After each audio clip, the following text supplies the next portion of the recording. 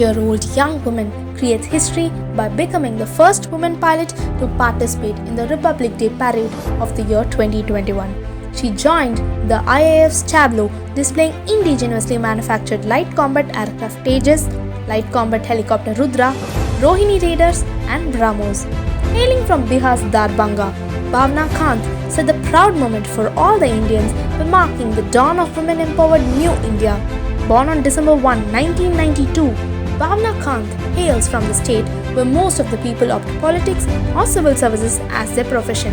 She was one among the trio of women fighter pilots in the IAF along with Mohana Singh and Avani Chaturvedi on 18th July 2016.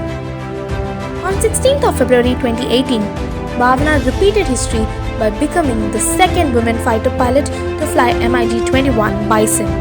Throughout the world, the Bison is considered to have the highest landing with a takeoff speed of about 340 km per hour.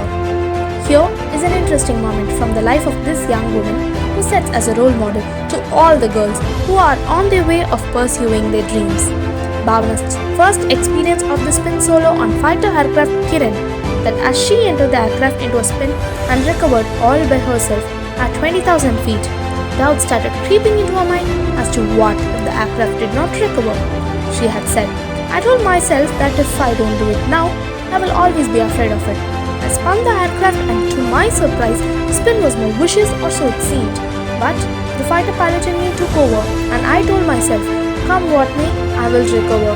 And the aircraft recovered from the spin, and so with my confidence.